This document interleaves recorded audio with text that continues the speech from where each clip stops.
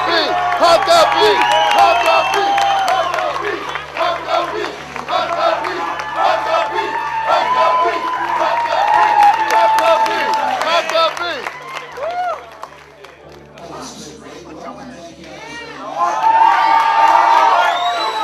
Now, the first thing we want to do is call the president into giving everybody extra credit for staying out this late and coming to this day.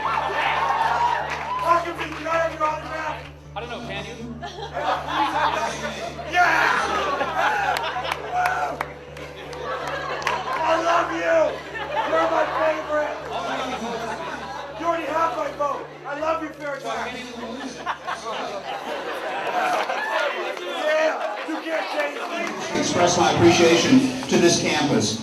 A magnificent welcome that we have received here on this campus, and every student, every person on the staff, from the president right down to the people who are holding curtains just so we can come in and out.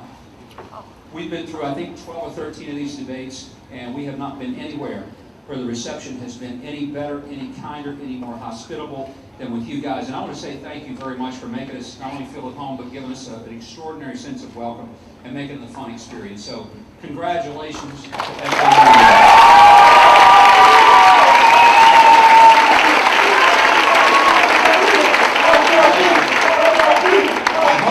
I hope that you had a good time in the debate and getting a chance to watch it. Hopefully, if you have not voted yet, it made you say, that Huckabee guy? He is my guy. If it did, then be sure to go vote. Now, if it did not make you feel that way, I wanted to announce that the election has been moved to March, and it will not be necessary for any of you to go vote. By the way, I'm sorry that Chuck Norris was not able to be with me tonight, because I know that he is very popular on college campuses, as we have found out, taking him to many campuses across the country. But I also want to express, in a very serious way, the reason that I've tried to spend a lot of time on some campuses. Sometimes I'm asked, why should college students care about this election? And my answer is that you need to care a lot more about it than anybody my age. I'm 52. And the fact is, if I live out my life expectancy, when I'm president, the decisions that I'm going to make will only affect the next 30 or 35 years of my life if I'm able to live that long. But the next president is going to affect your futures for 65 years. And in fact, a more dramatic impact, because I've made a lot of decisions in terms of education and career choices and retirement plans, all sorts of things that are kind of in motion. May not be completely set, but well underway. You guys, in many cases, are here, on the campus still trying to figure out what your major's going to be. And I know you're in your 6th year, you're still trying to figure out what your major's going to be. And your parents are getting to say, make it quick. But the fact is, you're making decisions that will have an impact, not just on the next 3 or 4 years of your life, but on the next 60 to 65 years. But a lot of decisions that are going to be made are not your decisions. They're decisions that are going to be made by a president and by a Congress.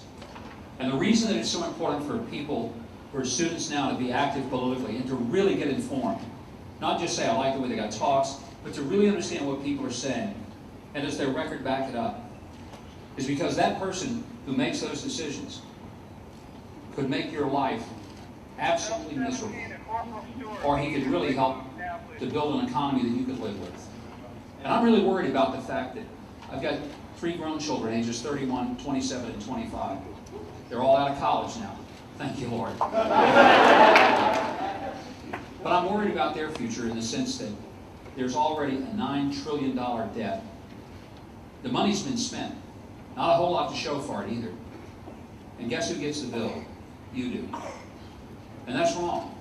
My parents' generation did something very different. They made incredible sacrifices and did not indulge themselves so they could indulge the next generation. They personally withheld things from themselves and said, the next generation, our kids, are going to live better than us. Because my parents went through the Depression and a World War, and they were determined that my sister and me and those of us of our group would not have to endure the kind of hardships they did. And as a result of that, we grew up in the baby boomer generation, unfortunately, feeling kind of like we were entitled and privileged. And as a result, a lot of folks in our generation have spent money of the taxpayers They've spent, they've acted, they've indulged. And the result is this humongous debt that hangs over your shoulders.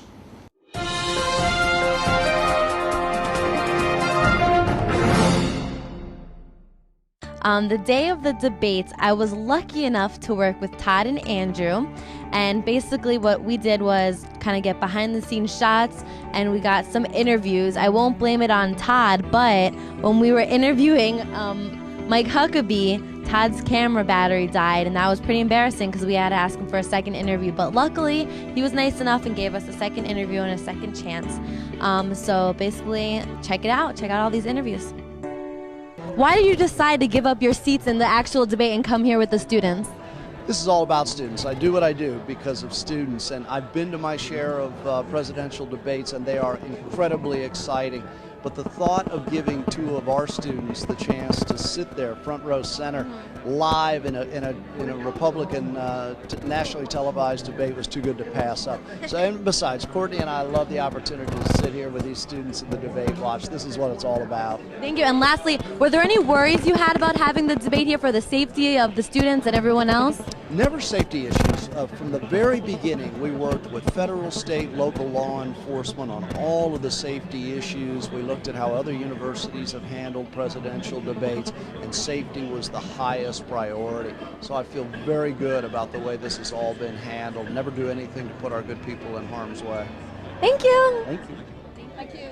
Governor, can you talk to the camera one more time? The battery died when I was doing the interview. Right. I'm sorry. Okay. All right, here we go. Okay, Governor, this is Al TV, FAU's Right. own TV station. What would you like to say to the students at FAU who weren't in here when you gave us the speech earlier? Well, I want them to remember that the next president will have far greater impact on their lives than the next president will have on my own life.